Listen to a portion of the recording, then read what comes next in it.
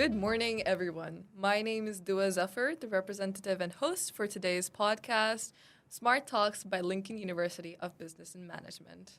Established in 2014, Lincoln University of Business and Management, or LUBM, has had over 4,000 graduates who would rate us 4.25 out of 5 and would 100% recommend us. We are partnered up. We are a leading transnational educational partner in the Middle East and the Indian subcontinent. Partnered with institutions such as UWS and York Business Schools, we offer diverse programs from diplomas to MBAs, and we are dedicated to equipping learners for success in this diverse landscape of ours. Today's episode is tips for career growth in healthcare. In an era where the healthcare landscape is constantly shifting and diverging, effective management is the key core of this field. It is the compass guiding healthcare organizations towards success. I'm excited to explore how healthcare managers, administrators, and leaders are tackling these concerns, optimizing operations, and driving initiatives that enhance the well-being of both patients and providers. From bustling hospital corridors to the digital realm of telemedicine, computational biomedicine, and much, much more, healthcare management plays a pivotal role, the center of it all, orchestrating seamless, patient-centered experiences. Throughout this episode, we'll be hearing from an expert joining us today for trailblazing innovative strategies, reimagining patient engagement, and navigating the complex intersection of healthcare, technology, and human empathy. On that note, we had the perfect speaker for this podcast. Today's special guest is Dr. Rizwana Hussainden, founder and director of Prismatic Visionary Solutions and the president of the American Academy of Optometry's Indian chapter. She is a well-decorated individual with many journal publications at the Optometry and Vision Science, Journal of Optometry, and the Indian Journal of Ophthalmology.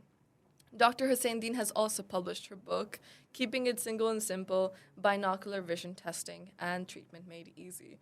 Thank you so much, Dr. Rizwana, for joining us today at LUBM Smart Talks podcast. Let's finally begin with our first question. So, Dr. Rizwana, I want to begin by asking you, about your career. Why did you come along to this pathway of optometry? And why not ophthalmology? And for our viewers, can you distinguish between the two of them? First of all, a big thank you from the bottom of my heart to the team LUBM. I'm super excited to be here, first of all. And yes, everybody asks me this question, why optometry and not ophthalmology? So first, let me give the viewers what the major differences are. Mm-hmm. If you have, let's say, a headache, would you go to a neurologist or your primary care physician, right? So optometry is basically what we call as the primary eye care physicians. It's an autonomous, regulated profession. And the minimum duration of optometry is 4 years. And according to the World Council of Optometry, optometrists are primary eye health practitioners that has the rights to provide comprehensive assessment of the visual system and then provide all the management at the primary care level. Mm-hmm. And of course, the right to practice varies between country to country. And in the early 1900s, it was in the United States that the profession was regulated and where it is now one of the top medical professions. Mm-hmm. Now, coming to ophthalmology, yes, it's basically right after your medical school, you subspecialize in ophthalmology. Whereas in optometry, right after your high school, you can choose to enter into the School of Optometry where you then get your optometry degree. And after optometry, you can then specialize in different aspects of optometry. Okay. So if you want to have your primary management, you go to an optometrist. For medical and surgical management, you go to your ophthalmologist. There is a third aspect also who are opticians, who then dispense eyeglasses. So many people confuse opticians with optometrists, whereas optometrists are primary eye health practitioners. While I say that, I should also say why this profession is in the first place very important. We know about the inequities that exist in the accessibility to healthcare at large, especially in rural communities. Like when we look at the global landscape, the recent World Report on Vision, for example, the statistics say that almost 2.2 billion people in the world have visual impairment. Mm-hmm. Out of the 2.2 billion people, almost about a billion have visual impairment just due to the need for a single pair of spectacles. Now, you don't need to go and queue up in your ophthalmologist office to get this management. You can go to your optometrist and get that tackled. And so this is where the role of optometrists come into the picture. But again, while we look at the statistics, for about 100,000, every 100,000 population, even in the developed countries, we have about 4 to 5 ophthalmologists and only 1 to 2 optometrists. So still the equities exist. So to improve the accessibility and affordability to eye care at large and to reduce this burden of preventable visual impairment within quotes, I think the role of an optometrist is super important. And the reason how I bumped into is not knowing all of these statistics. As a curious 17-year-old, I was all interested into getting into medical school because that was my passion. I would want to call this, I don't know, synchronicity or serendipity or luck. But while I was struggling to get into the medical school, both because of the cost for admission, while my cutoff scores were also sort of hanging in there, and my teacher then guided into this profession of optometry, which then took me to where I am right now. So, wow! So it's a mix of luck and hard work, and also your passion for providing healthcare.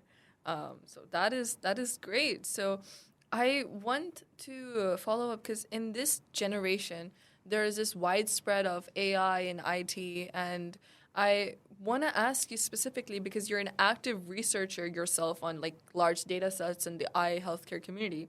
So can you please expand on the career growth opportunities for, students who are pursuing optometry or just healthcare management in general and this automated healthcare industry? Mm-hmm. Of course, the moment, advancements in technology have become the norm, and that's never going to stop. Something or the other is going to just keep coming up. And with that comes the fear then. What sort of who's going to lose job and where the automated systems are going to take over.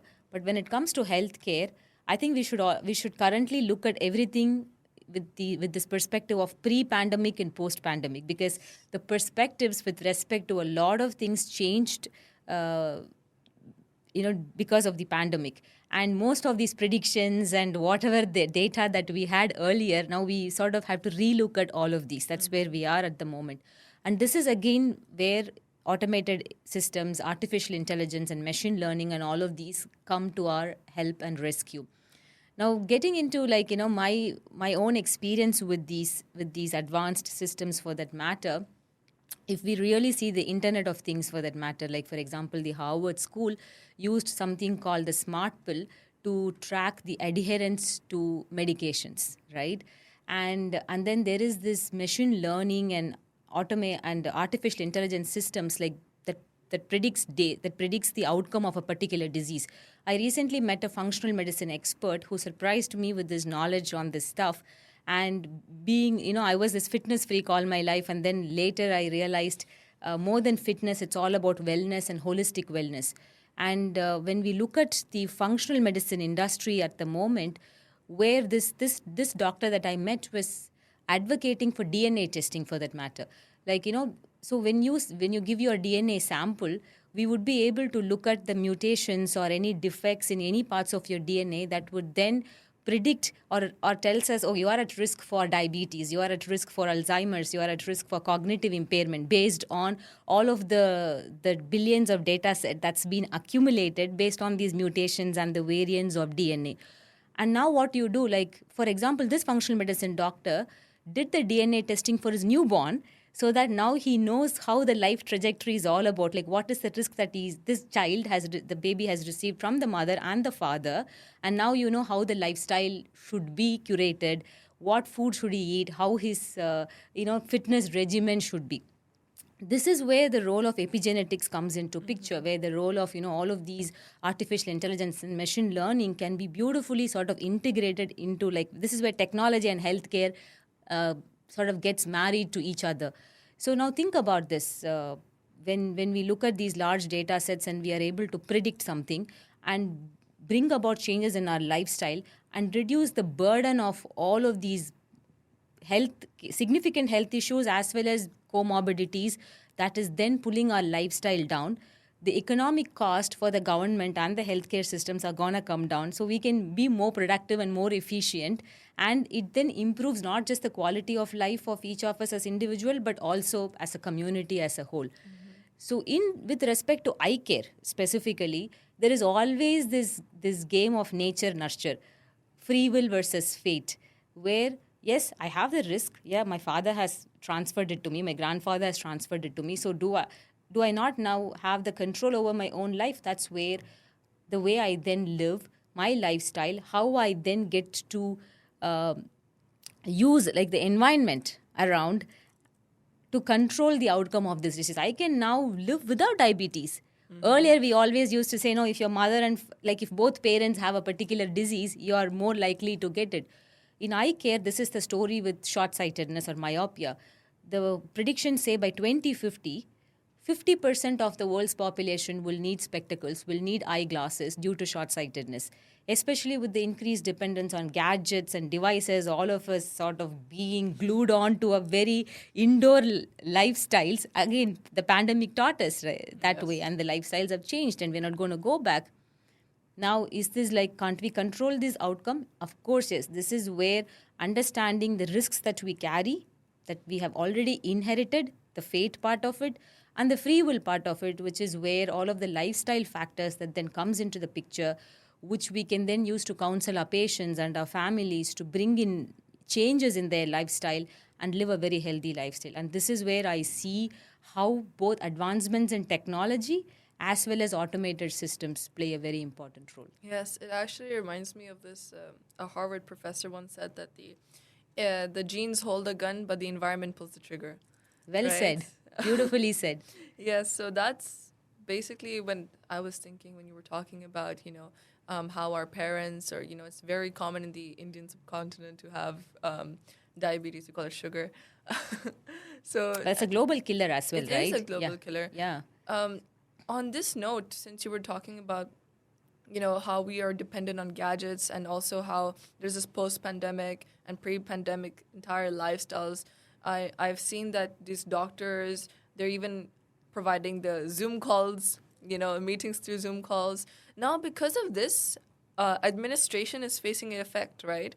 So do you think there's this fear that, the AI is going to replace these administrators? The human workforce? Yes. Please.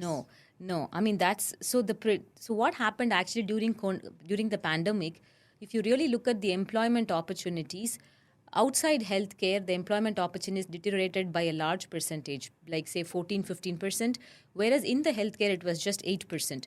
But the bounce back after healthcare, the employment opportunities increased by 17% in the healthcare sector compared to the non-healthcare sectors. We should start looking at healthcare not being restricted to hospitals and nursing homes. That's where telehealth, home care services, and remote healthcare systems. Now the doctor can sit in one corner of the world.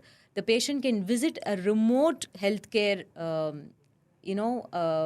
office where all the equipment is connected to the doctor's office, and the equipment would give them all the instructions, or there could be technicians that just runs these equipment, and the data sets are live, being transferred to the doctor wherever he is, and then he's now able to provide solutions.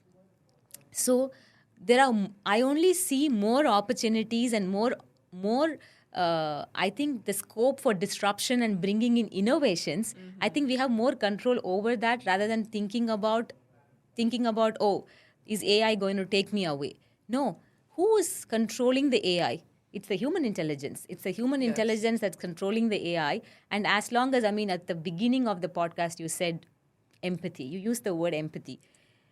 The AI is not going to give you that. Yes. Right? I might do my healthcare assessments through technology. I might sit in front of the screen, get my testing done, all of it. But at the end, I want to hear from my doctor about what the prognosis is, and I want to be motivated by my healthcare professional, right? That is where human connect comes into the picture, and I don't see that being replaced at any given point of time. So though AI, yes, will be the power of AI, we will leverage it, but nonetheless, it's the power of the human connect and compassion that will actually, remain the core, especially when it comes to healthcare. So rather than fearing that it's decreasing the opportunities, doing the reverse, it's increasing our opportunity, and it's also helping us. I've done this research, and I believe at NYU School of Grossman, they're helping in diagnosis faster through the help of AI. So the rapid diagnosis is happening. That's so rather than a curse, you would say it's a bliss. It's a blessing for sure. And for all of those problems that we thought solutions never existed, now these large data sets are giving us the clue to these solutions, because we are now able to look at patterns and predictions. It's a double-edged sword, I would say, because the marketing and the multi-billion dollar MNCs are using these data sets to their advantage. Yes. But specific to healthcare, I think these large data sets and prediction models, as you said, have not just speeded up the diagnosis, but also in terms of the expertise that is required. Like, you need to now have up to a decade of experience and expertise to look at something and then be able to diagnose, and for somebody to believe in you. But now, because you have all of these tools, all you require is this is where the human connect and compassion becomes important, because the human interface, which brings in a lot of subjectivity in the diagnosis aspect of healthcare, is now being taken care by your automated systems. So the accuracy increases, the efficiency of diagnosis increases, the speed increases, accessibility also increases. And then now, I think what is left out is the importance. This is where the importance of the human connect now comes into the picture. Yes. I would just this is a call out for all of my healthcare practitioners, and also to all of these aspiring students who want to step into healthcare. We are not going to be replaced anytime. No. Yes, because in the end of the day, you do not want your diagnostic results from a computer or AI, but rather you would prefer them helping behind the scenes. And, this is where there's a sort of interlinked web. There's not only management and healthcare, but in a way, there's also computer scientists that are involved and integrated into this. Now, there are new emergent fields of medicine, even like computational biomedicine and telemedicine. So it's all very amazing, and there's so many opportunities. But now with the increasing number of opportunities, there's so many students that aspire. So the competition is increasing, and now the cost for this MBCHB or the MBBS or MD, it's like skyrocketing. The amount, since there's so much new data that's coming to learn all of that data, it's taking more time, so more years to become a senior practitioner. So because of this, it's causing a lot of students to have second thoughts. So what do you have to say about this? So I think we made this case point with the previous question that opportunities are only booming. I think what is now really important is for anybody who is aspiring to get into healthcare to look at the uniqueness that they have to bring to the table. Because this is this world where your uniqueness and your niche would stand out. So usually at the very early aspects of our career, we are super focused on establishing the foundation, like learning stuff and then, practicing it and becoming very good at it. And once we become very good at the foundational aspects of whatever we learn, then comes the importance of specializing and then pulling yourself up the ladder. And this is where you need to do your own research on what makes you unique, what makes you stand out in the crowd, what are those skill sets that you need to acquire and that you need to also have your experience on, right? So spend your time on investing in those skill sets and empowering yourself rather than fearing and saying, okay, what is there? I mean, everybody is doing this. The second thing to your question, when it comes to the costs of the education in itself, once again, I would always, recommend people to take the road less traveled, right? Yes. It requires a lot of courage, 100%. Like when you ask me the optometry, ophthalmology question, there is a demand for both the professions and it's never going to go away. But when it comes to I'm not able to choose one, okay, so what is the next? Okay, what is the next unique profession that I can then get into where still all of my passion aligns, but at the same time, my strengths are also being aligned with those aspects. I would never push anybody towards doing something just for the sake of the job market. Okay. Yes. Right? Because many people are like, which is the high paying position? And then so now let me look at those aspects and get into maybe a career like that. No, keep that aside. What are your strengths? What are you really passionate about? And then with this new lens, just take a look at all of the available career opportunities. And yes, there are scholarships are available more than ever before. So I wouldn't care much about the increasing cost of education, but I would rather spend my energy into looking at what really gives me the lift. And then whatever that I'm going to spend my energy on, I think that's going to now make me stand out in the market. And that is how I think you should work. Now, having said that, I think I want to talk about this learning curve here a bit, which really helped me when it comes to creating my own niche in this career, okay? Which is a concept introduced by Rogers, but I learned it from the disruption coach, Whitney Johnson. So this is called the S curve, like just an S. The beginning of the S is where you launch. Like this is applicable to your anything with respect to career, relationship management, life management, coaching, whatever. You start, okay? And then you climb up the hill. And it's a very tough journey because you're learning your skill sets and you're moving. And then there is a sweet spot. If you put all of the work and you move to the sweet spot where you are like, okay, now I'm the master of what I do. I know my stuff and I'm going to practice. Great. So you're in the sweet spot. And then after you move up, then there comes this place of you no longer feel challenged, right? You've learned your skill, but you no longer feel challenged. And this is where you have to be ready to jump off the cliff and once again start the journey from the beginning of the S curve. It's never one single S curve in life. You just have to keep challenging your own self. You have to keep disrupting your own self. You have to keep acquiring skills in such a way that you just launch it, move it to the sweet spot, go to the state where you are like, I'm ready to jump off and I'm going to start again.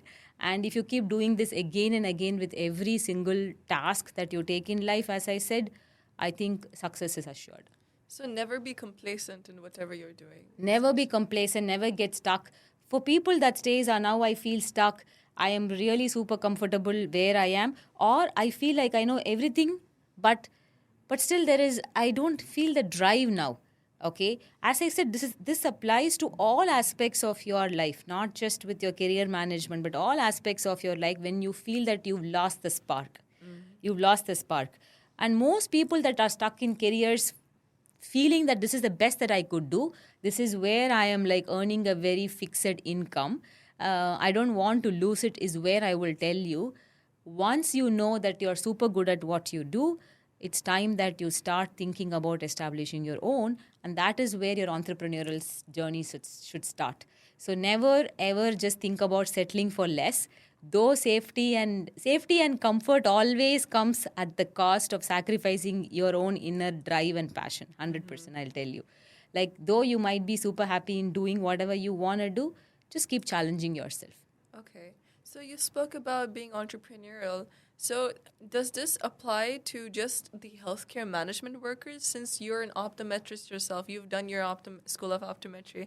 But then there's this sort of mindset that if you're entrepreneurial, you should just go for something in business management and stay there.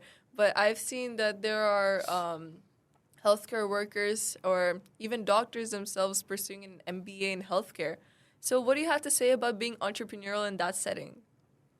There's no limit to what you can do. Yes. That's the only thing I would say. Many a times we build these pseudo ceilings and these boundaries around which basically never exist in the first place, right? So if you look at the S curve, like, the doctors, why the people in the healthcare sector, even healthcare professionals, do MBA in healthcare management, for example? because the entrepreneurial calling is so high. They know that they are more than just the providers for healthcare. They can run their own business. Then they want to understand the nuances of the business, and that's where the MBA in healthcare management comes into the picture, because now you want to do your project management. Now you want to understand the nuances, the in and out of the business, okay, the profit and the opportunities and conflict management. So much, that the management industry has to offer to the healthcare industry. So definitely, I would say there are not just when it comes to expanding the scope of what you do, opportunities are available more than ever before. More than ever before, because new streams are coming in, and it used to be so complex and complicated earlier to even advance your skill set, like to pursue a master's for that matter earlier. It was really difficult. Like, you can't do it while you are already doing your job, okay, or while you're already on to your 9 to 5 or 10 to 6. It was never possible earlier to then do your graduation and your post graduation. I did all of it while I was also working, right? So that is where, again, technology, sitting at the comfort of your home, access to all of these courses from just the click of one button, so the whole world of education is just right at your screen, Yes. on your screen. And so limits are only here. I think for anybody that wants to create a niche for their own self and to become the masters of your own destiny, especially entrepreneurial life, I think that is something everybody has to have a flavor of. And anybody that's entered into that territory and have given their best would never then want to go back to work within fixed boxes and definitions. Because then that just makes the healthcare professionals sort of their own form of corporate employees in the end of the day, right? 100%. So that's a unique perspective to look at, because we are told that only the people who are going towards project management or business management are separate entirely, but that is not the case. So thank you for highlighting that. And on that note, I can see that you, from your portfolio, you have been a mentor to aspiring healthcare professionals. So what do you believe sets these applicants, what makes them stand out in the hiring process? I wish that somebody somebody gave me the advice for this question very early. Okay. But I did figure this out, and I'm happy I figured it out. So this again takes us back to the same question of what sets someone apart. Mm-hmm. So basically, in the competencies framework, if you see, there are two competencies. One is threshold competencies, and the other is distinguishing competencies. Threshold competencies are whatever that's required for you to run the show, the necessary skill set, the cognitive bandwidth that you have to have, your degree. So if you want to get into your healthcare management, you have to have your MBA in healthcare management. You have to have a degree from an accredited university, from a reputed brand, and all of that. That's your threshold competencies. Of course, you should know your subject matter well. That's like, there is no second thought about it. But distinguishing competencies are the ones that sets you apart. This is where emotional intelligence comes into the picture. Like being a strong advocate for emotional intelligence and a coach myself on emotional intelligence from the Daniel Goleman School. Emotional intelligence, if you really look at, be it, managing your own self, managing people around, which is self-awareness, social awareness, organizational management, every component of what you really require to set yourself apart, it basically lies in this distinguishing competency of emotional intelligence. Anybody that learns to manage one's own self basically then knows to manage people around. Yes. And this is a very crucial skill, not just in healthcare, but in life at large. So for those aspiring professionals, I would ask you guys to strongly put your heart and soul into understanding what are these distinguishing competencies. How do I ensure that it's, we were all focusing on IQ. Now it's not the IQ game, it's the EQ game. Yeah. Do I have the necessary resilience? Do I have the courage? Do I have emotional self-regulation? Can I manage conflicts? Can I be a good leader? Can I be a good mentor?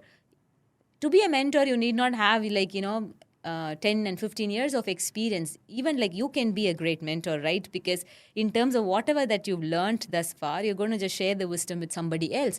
Do I have that, like, from a heart space? Do I have that connect in terms of being able to sit with somebody and share that and help them, make their journey a little bit more easier for them? These are all those distinguishing competencies that's going to put you at the forefront. And statistics say that people on the executive C-suite, almost 85 to 90 percentage of the competencies of those individuals that are then leading the rest of the crowd is driven by, not by the IQ, not by your foundational competencies, but by these distinguishing competencies of emotional intelligence. Sometimes even up to a 100% of these leaders that you see on the global front, you really know. I mean, they may not have a PhD or they may not have these multiple alphabets behind their name, but what they have is those leadership skills that are necessary to connect with that human workforce and to know how to support and run the show, and most importantly, bring a lot of empathy and compassion and connect to the table. So basically, jump off the cliff and move on to the next S curve. And they should be willing to nurture everybody in that work environment to actually allow them to do that, right? Because if you really look at, like, because both of us are women sitting here across the table and talking, we know what it is to hold a leadership as a woman in the workforce. Yes. Yeah? How much of your authenticity is being valued? How much of your vulnerability is being appreciated as a strength? How much of, all of what you carry in terms of empathy and compassion, it is literally not seen as weakness, but as powerful weapons to ensure that the work can be done, not literally in a manner that you think, but in a manner that's more happier, more peaceful, and more efficient. Yes. In a sense. And you can bring out the best in everybody if only you understand what these distinguishing competencies are. And again, that's what makes a happier workplace. That's what then, brings in those best people to work with. Definitely. Like, you do not want to be working under someone who does not even have any control over their own emotions. How will they control or manage the entire team? Right. So I'm so happy, about the answers that you've given. But now it's time to move on to the next segment, and that is the questions at the University of Lincoln Business and Management, LUBM, what they have for you, right? So let's move forward with that. Please. Now, you have written your book on, keeping it single and simple, binocular vision testing made easy, yes? So could you please tell us about your experience, how it was to start writing the book, what drove you to writing that book, and, what does that have to offer to us? Yeah, it's one of my life project, I would say. So this book I wrote with Professor Mitchell Scheiman. So Professor Mitchell Scheiman's clinical management of binocular vision is basically the textbook for the entire world in this particular subject. So the word binocular vision means seeing with both eyes. We are seeing with both eyes, but we are seeing everything as one, right? Why we are not seeing it as two? Because there is this beautiful brain that is now sitting and operating, serving as a control system. But for those people where these two eyes are not working well, coordinating well, they have a plethora of problems, starting from seeing double to having eye strain, and this could start right from birth. And this is what I specialized in. I spent a large part of my career researching on. And while I was just studying, reading this book, all of a sudden this dream, what if I write a book with this person whose book is serving as a textbook? This is where I will tell you, don't limit your dreams. Don't just think that, it is. The moment such thoughts come to our mind, immediately we sort of reject it and we say, what, you are sitting in one corner of the world miles away from this person and you don't even have the influence? How come you can even dream this? But somehow, I don't know, I didn't get that rejection from within. I was holding on to that dream. I bumped into this man in one of the conferences, again another synchronous event orchestrated by the universe. And I started to work with him in smaller ways. Of course, the moment I met him, I did not ask, can we write the book? Because he needs to understand who you are. And he's continuing to serve as my mentor as well. And after I started to work with him, I understood that, there is so much more in this subject, in this specialty. So I invested a lot of time seeing more and more patients, then receiving my diplomate from the American Academy. And when I reached a point, I said, now how do I give back all of this knowledge to my community? What is the best way to do it? Because yes, you can do lectures, you can meet 100 people, you can go to conference. But writing a book in a way will now help to sort of not just record and create a record of all that you've learned, but it is the best way to now share your wisdom with the world. And that then pushed me to start writing this book, which of course Professor Mitchell Scheinman helped once again. He mentored me, he wrote the book along with me, and all my colleagues that I worked with, a huge, we had a great team of clinicians, of optometrists, with whom we sort of, networked. And then we wrote this book, case-based discussion, and it came out so beautifully, and people are getting benefited. I think so. It's one way where my calling in terms of bringing your wisdom to the world, or your experience to the world. I think if any of you think that there is so much that you have in terms of I want to share, but I don't know how to, writing a book is the best place to start.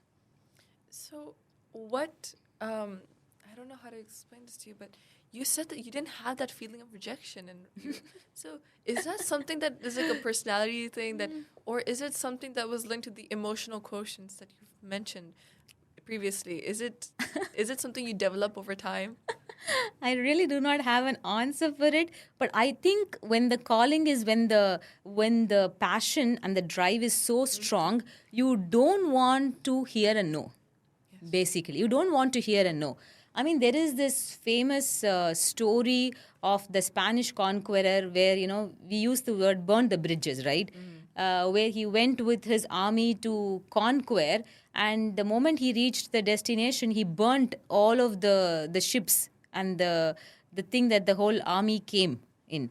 And when his team was asking, why would you burn everything? He said, either we win the war or we die here. We are not going back, right? Uh-huh. So I think when you really want something so badly in your life, to me, you should adopt this attitude.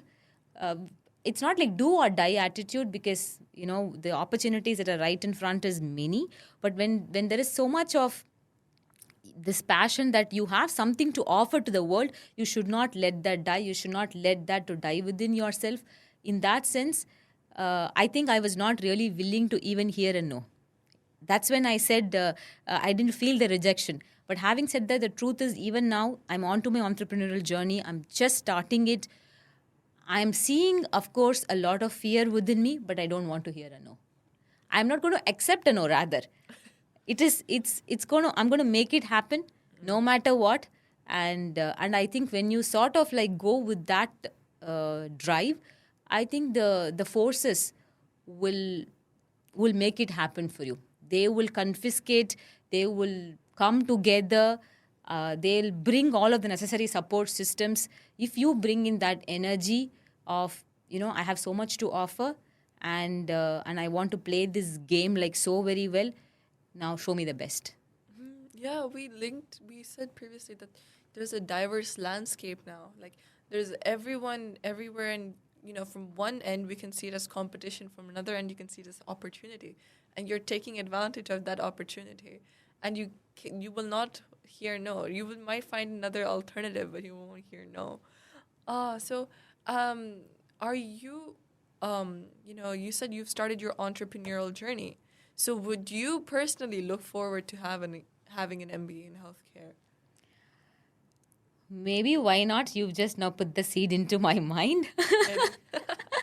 Because yes, when it comes to establishing your own enterprise, I think having a strong knowledge about project management, financial management definitely is very crucial. You used the word competition and collaboration earlier, right? I would actually, this is not the world. This is not a world where competitors would survive. I'll tell you, this is a world where collaboration will bring in success. So I believe in the power of teamwork and collaboration. So to me, even if I may not have the skill set to probably run the show, I think I will build a team in such a way that is then able to support me with my entrepreneurial journey. Because I'm already like onto that journey, and with all of the life coaching and things like that I have done, that I've invested in quite a bit, I think I understand what sets us apart, like what we need to bring to the table. And so that clarity is there, that focus is there, that drive is there. And yes, now that you've made me think about an MBA in healthcare management, maybe I'll hire someone that has an MBA in healthcare management. Yeah, it reminds me of someone saying, I never went to Harvard, but now the Harvard students work for me. That's it. That's what entrepreneurs do, right? Yeah, that is what entrepreneurs do. I think it's so mind-boggling now that we think about it that we oftentimes we put two in a different box, but why can't they be the same? First of all, stop putting things in boxes. Definitely. You know, I think uh, we we are like the, though we spoke so much about artificial intelligence, human intelligence is infinite. You know, the possibilities and the potentials and what you can do with your own self, Yes. that is infinite. Many a times it's not that we just don't dream big, we think too small about our own self.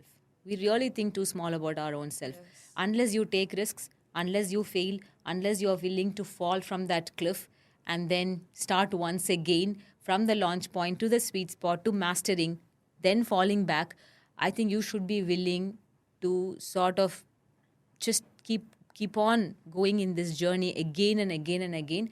And anybody that's then willing to risk their own self towards accomplishing the dream of their life, I think every support, every all the force will conspire to make it happen. Wow, that's something to think about, isn't it? Yes. Right? So I want to ask you this question. If you were to talk to yourself 15 years ago, you know, because you said you did not know you wanted to do medical school, your grades were hanging, you know, your scores, but then now you're so successful. You're a guest speaker in a podcast show for university. That's, you know, you've come so far. You have book publication, journal publications. So what do you tell yourself when you were at that point where you probably couldn't apply to medical school? I wouldn't say anything different. I mean, see, certain events are fated. I mean, it's just supposed to happen that way. Because if I had gone into the medical school, I would have just become one in another, let's say, 1,000 people. But now I'm one in a million, Yes. right? So sometimes you just have to let go of things that didn't work out for you and let in things that's just coming your way and showing you the possibility.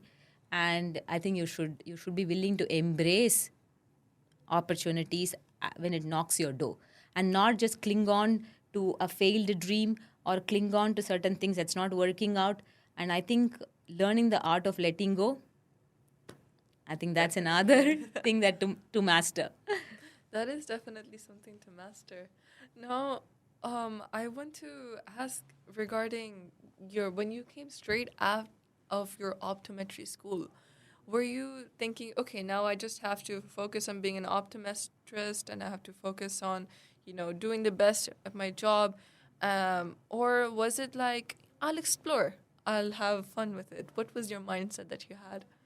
I was pretty serious. All my early career was very serious. I was a very serious individual. I didn't know that, because sometimes you're taught to operate a certain way, right?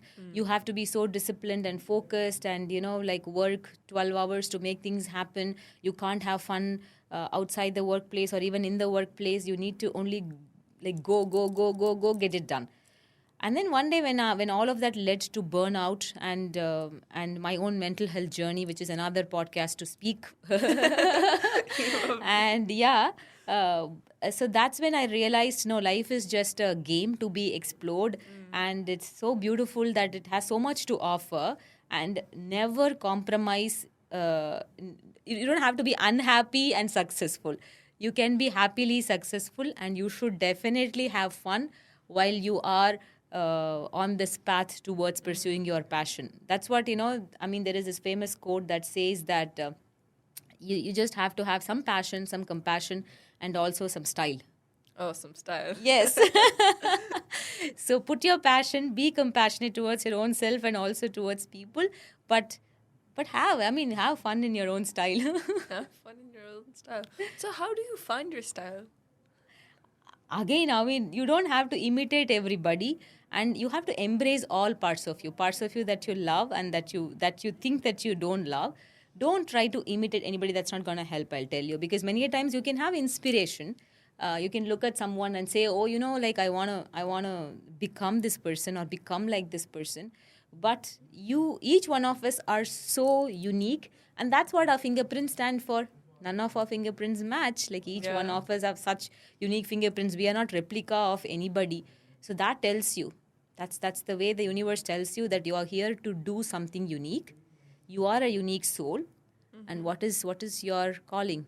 Again, it's not a matter of I find my life purpose and live by it. No, it's just a matter of constant exploration. Just live life at its fullest. Try to squeeze the essence out of every minute, every moment. Just keep going. Just keep going, and whatever that you want will come to your table. It's not a sprint, it's a marathon. Exactly.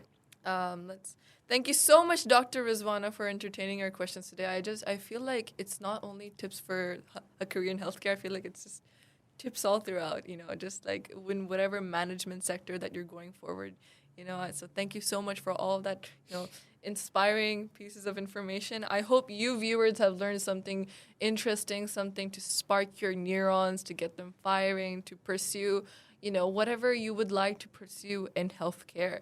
So I hope our discussion has shed some light and, helps you pursue an impact or in that career that you want to go forward with. And remember, the healthcare industry is not only about medical expertise, it's also about compassion, dedication, and a commitment to improving lives. Healthcare field is not only limited to STEM students, but it also requires extensive management. Whether you're aspiring to be a doctor, a nurse, an administrator, or any other role in healthcare, take the time to understand the tips that Dr. Rizwana over here has provided for us today in this episode. These strategies can serve as your compass as you navigate through the challenges and triumphs that come your way. If you have any questions or if you want to share your own experiences with breaking into the healthcare field, we would love to hear it from you. Reach out to us on LUBM Middle East on Instagram, LinkedIn, and Facebook, and let's continue this conversation. Thank you for joining us on this episode once again, Dr. Rizwana. Remember, the healthcare industry thrives on individuals like you who are dedicated and into making a difference. Until next time, stay smart with Smart Talks, powered by Lincoln University of Business and Management. Thank you.